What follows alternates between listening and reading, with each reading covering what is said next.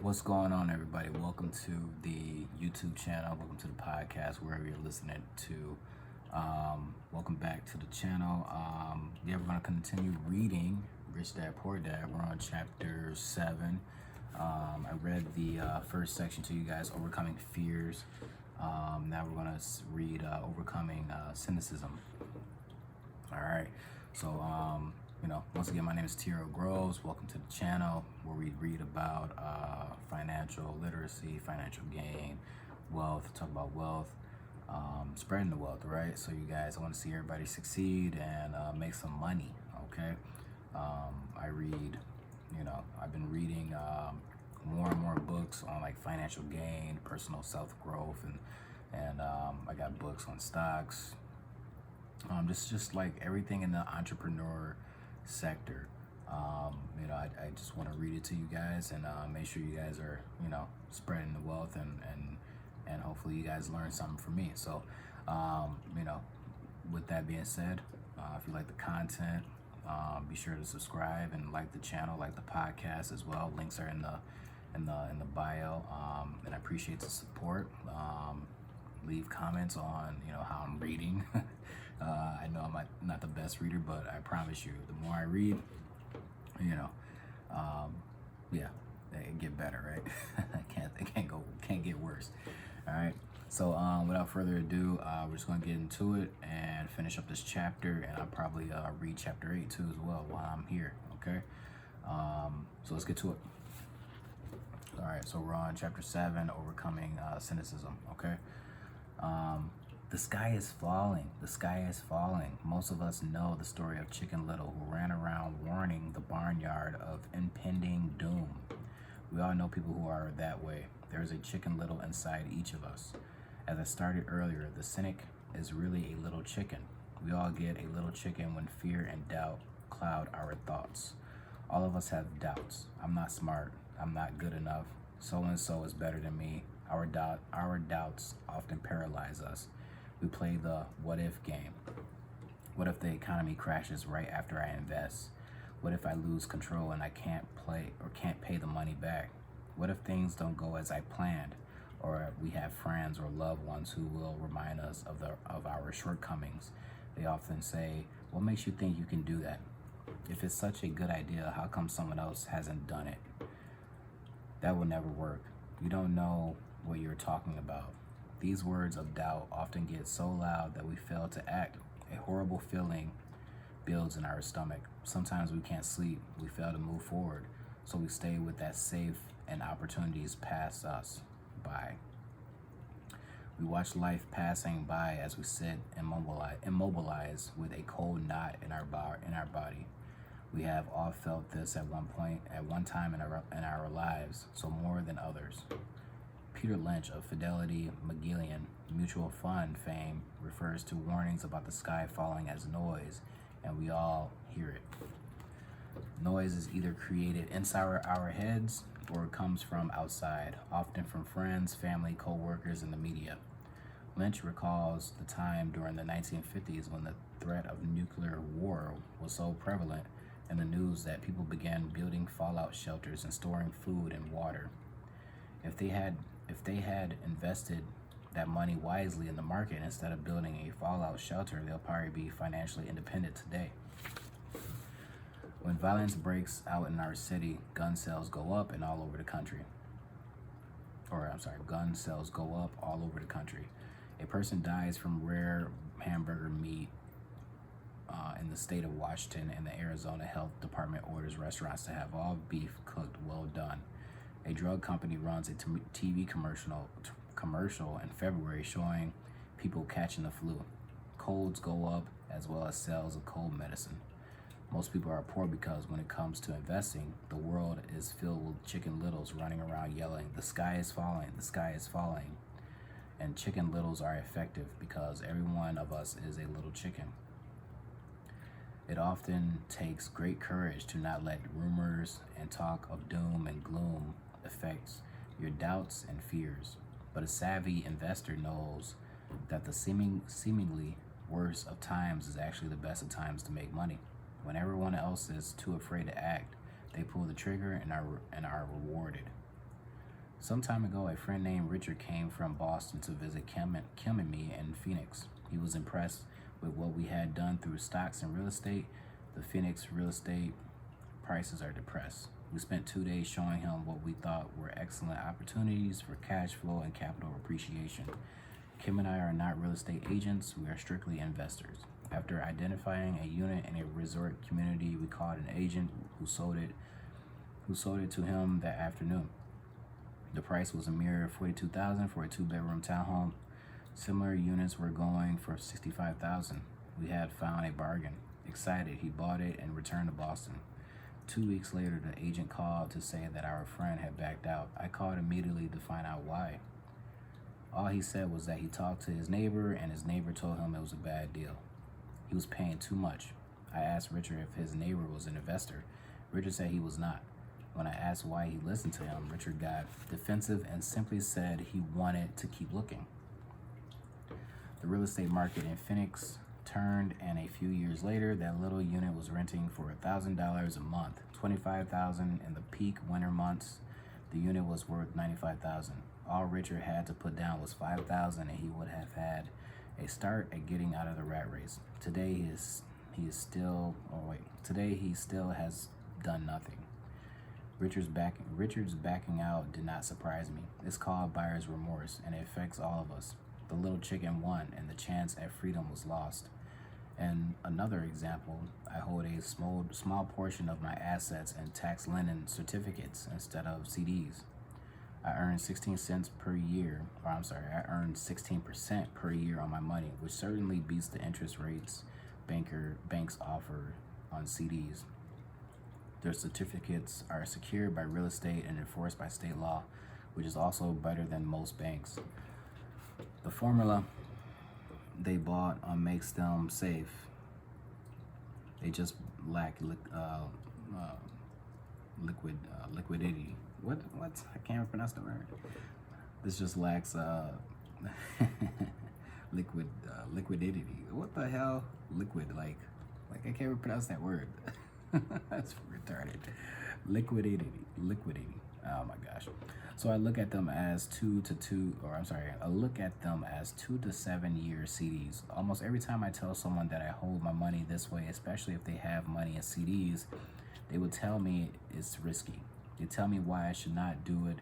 When I ask them where they get their information, they say from a friend or an investment or magazine. They never done it, and they're telling someone who's doing it why they shouldn't. The lowest yield I took for is 16%. But people who are filled with doubt are willing to accept a far lower return. Doubt is expensive. My point is that it's those doubts and cynicism that keep most people poor and playing it safe. The real world is simply waiting for you to get rich. Only a person doubts keep them poor. As I said, getting out of the rat race is technically easy. It doesn't take much education, but those doubts are cripplers for most people. Cynics never win, said Rich Dad.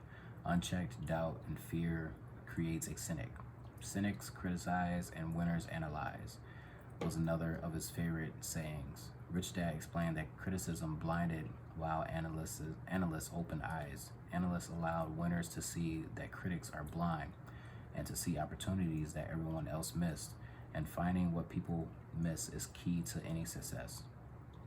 Real estate is a powerful investment tool for anyone seeking financial independence or freedom. It is a unique investment tool. So he mentions real estate and stocks so many times throughout this book. Even though there's other ways to create, assets. Sorry to jump off topic here, but real estate. I completely agree. It's a powerful tool, investment tool. And real estate is probably one of the most popular way to become a millionaire, right? So continuing on here. So it is a unique investment tool. Yet every time I mention real estate as a vehicle, I often hear, I don't want to fix toilets. That's what Peter Lynch calls noise. That's what my rich dad would say is a cynic talking, someone who criticizes and does not analyze, someone who lets their doubts and fear close their mind instead of open their eyes. So when someone says, I don't want to fix toilets, I want to fire back, what makes you think I want to? They're saying a toilet is more important than what they want. I talk about freedom from the rat race, and they focus on toilets. That is the thought pattern that keeps most people poor. They criticize instead of analyze. I don't want to hold the key to your success, Rich Dad would say, because I too do not want to fix toilets. I shop hard for a property manager who does fix toilets, and by finding a great property manager who runs houses or apartments, my cash flow. Okay, hold on, reread that. And by finding a great property manager who runs houses or apartments, my cash flow goes up. But more importantly, a great property manager allows me to buy a lot more real estate since I don't have to fix toilets. A great property manager is key to success in real estate.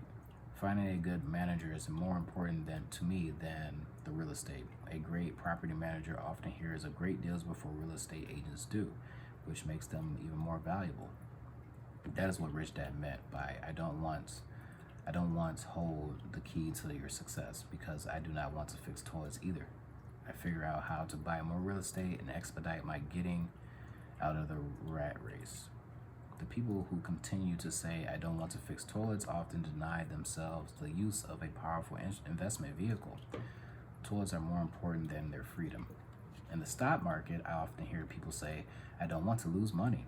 Well, what makes you think I want to, or what makes them think I or anyone else likes losing money? They don't make money because they choose not to lose money. And instead of analyzing, they close their minds to another powerful investment vehicle, the stock market.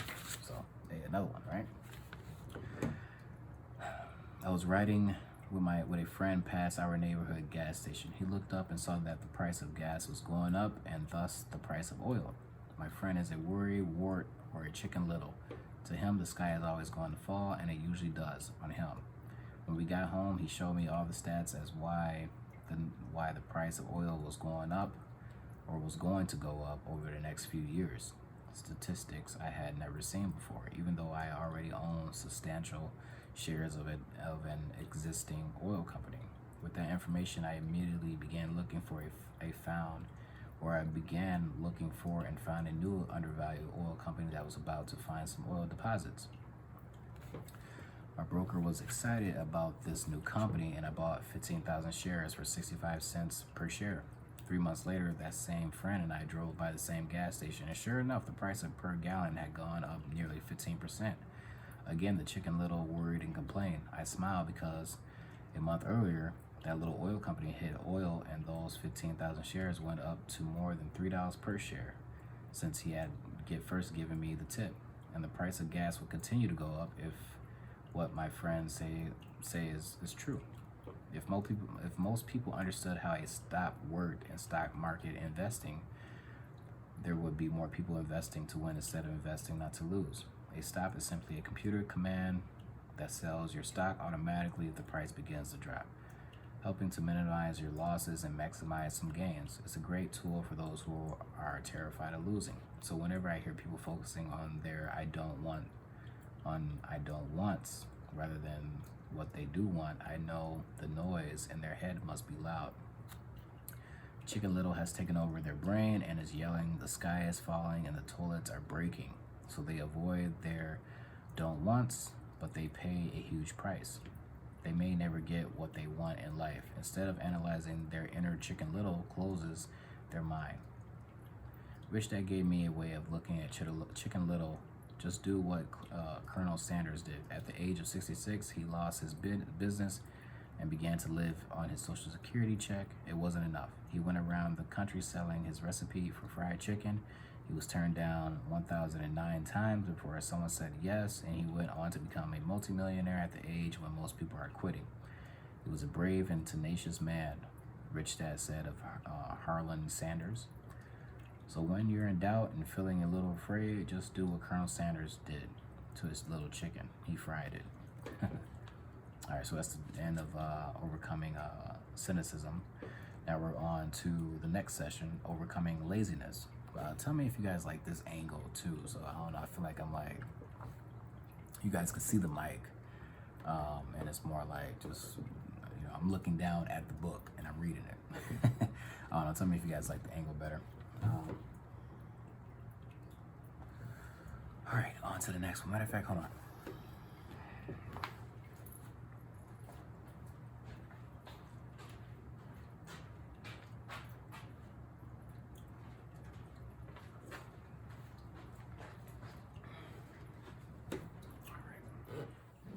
Get my White Claw. You already know. All right, back to it. Overcoming laziness. All right, busy people are often the most lazy. We have all heard stories of a businessman who works hard to earn money. He works hard to be a good provider for his wife and children. He spends long hours at the office and brings work home on weekends. One day he comes home to an empty house. His wife has left with the kids. He knew he and his wife had problems, but rather than work to make the relationship strong, he stayed busy at work. This made his performance at work slips and he loses his job. Today I often meet people who are too busy to take care of their wealth. And there are people too busy to take care of their health. The cause is the same. They're busy and they stay busy as a way of avoiding something they do not want to face. I can think of some people right now. Nobody has to tell them. Deep down they know. In fact, if you remind them, they often respond with anger or irritation. Yeah, I know those people. I know someone like that. If they aren't busy at work or with the kids, they're often busy watching TV, fishing, playing golf, or shopping. Yet deep down, they know they are avoiding something important. That's the most common form of laziness. Laziness, but by staying busy. So what is the cure for laziness? The answer is a little greed. Excuse me. For many of us, we were raised thinking of greed or desire as bad. Greedy people are bad people. My mom used to say. Yeah, we all have inside of us this yearning to have nice, new, or exciting things. So to keep that emotion of desire under control, often parents find ways of suppressing that desire with guilt. So you only think about yourself, don't you? Or I'm sorry, don't you know you have brothers and sisters? Was one of my mom's favorites. You want me to buy you what? Was one of my dad's. Do you think we're made of money? Do you think money grows on trees? We're not rich people, you know. It wasn't so much the words, but the angry guilt trip that went with the words that got to me. Or the reverse guilt trip was I'm sacrificing my life to buy this for you. I'm buying this for you because I never had this advantage when I was a kid. I have a neighbor who is a stone broke but can't park his car in his garage. The garage is filled with toys for his kids. These spoiled brats get everything they ask for. I don't want them to know the feeling of want are his everyday words. He has nothing set aside for their college or his retirement, but his kids have every toy ever made. He recently got a new credit card in the mail and took his kids to visit Las Vegas. I'm doing it for the kids, he said with great sacrifice. Rich Dad forbade the words, I can't afford it, in my real home. That's all I heard. Instead, Rich Dad required his children to say, how can I afford it? He believed that the words, I can't afford it, shut down your brain. It didn't have to think anymore. How can I afford it? Open up the brain and force it to think and search for answers. But most importantly, he felt the words, I can't afford it, were a lie. And the human spirit knows it. The human spirit is very, very powerful, he would say. It knows it can do anything. By having a lazy mind that says, I can't afford it, a war breaks out inside you. Your spirit is angry and your lazy mind must defend its lie. The spirit is screaming, come on, let's go to the gym and work out. And the lazy mind says, but I'm tired, I worked really hard today. Or the human spirit says, I'm sick and tired of being poor. Let's get out there and get rich. To which the lazy mind says, rich people are greedy, besides it's too much bother. It's not safe. I might lose money. I'm working hard enough as it is. I've got too much to do at work anyway. Look at what I have to do tonight. My boss wants it finished by the morning. I can't afford it also causes sadness and helplessness that leads to despondency, and often depression. How can I afford it opens up possibilities, excitement, and dreams. So Rich Dad was not so concerned about what we wanted to buy as long as we understood that how can I afford it creates a stronger mind and a dynamic spirit. Thus he rarely gave Mike and me anything. He would instead ask, how can you afford it? And that included college, which was paid for ourselves. It was not the goal, but the process of attaining the goal that he wanted us to learn. The problem I see today is that there are millions of people who feel guilty about their desire or their greed. It's old conditioning from their childhood. While they desire to have the finer things that life offers, most have been conditioned subconsciously to say, I can't have that or I'll never be able to afford that. When I decided to exit the rat race, it was simply a question, how can I afford to never work again? And my mind began to kick out answers and solutions. The hardest part was fighting my real parents' dogma. We can't afford that. Stop it. Stop thinking only about yourself. Why don't you think about others and others' similar sentiments designed to instill guilt to suppress my greed? So how do you beat laziness? Once again, the answer is a little greed. It's that radio station, WIIFM, which stands for what's in it for me. A person needs to sit down and ask, what would my life be like if I never had to work again? What would I do if I had all the money I needed? Without that little greed, the desire to have something better progress is not made. Our world progresses people. We all desire a better life. No inventions are made because we desire something better. We go to school and study hard because we want something better. So whenever you find yourself avoiding something you know you should be doing, then the only thing to ask yourself is, what's in it for me? Be a little greedy. It's the best cure for laziness. Too much greed, however, as anything in excess can be, is not so good. But just remember that Michael Douglas said in the movie Wall Street, greed is good. Rich Dad said it differently. Guilt is worse than greed, for guilt robs the body of its soul. I think Eleanor Roosevelt said it best. Do what you feel in your heart to be right, for you'll be criticized anyway. You'll be damned if you do and damned if you don't. Interesting. All right, next section, overcoming bad habits. Our lives are a reflection of our habits more than our education. After seeing the movie Conan the Barbarian, starring Arnold Schwarzenegger, a friend said, I'd love to have a body like Schwarzenegger. Most of the guys nodded in agreement. I've even heard he was really puny and skinny at one time, another friend added. Yeah, I heard that too, another one said. I heard that he has a habit for working out almost every day in the gym. Yeah, I'll bet he has to. Nah, said the group. Cynic. I bet he was born that way. Besides, let's stop talking about Arnold and get some beers. This is an example of habits controlling behavior. I remember asking my rich dad about the habits of the rich. Instead of answering me outright, he wanted me to learn through example, as usual. When does your dad pay his bills? Rich dad asked. The first of the month, I said. Does he have anything left over? He asked. Very little, I said. That's the main reason he struggles, said Rich Dad. He has bad habits. Your dad pays everyone else first. He pays himself last, but only if he has anything left over, which he usually doesn't, I said. But he has to pay his bills, doesn't he? You're saying he shouldn't pay his bills? Of course not, said Rich Dad. I firmly believe in paying my bills on time. I just pay myself first before I pay even the government. But what happens if you don't have enough money? I asked. What do you do then?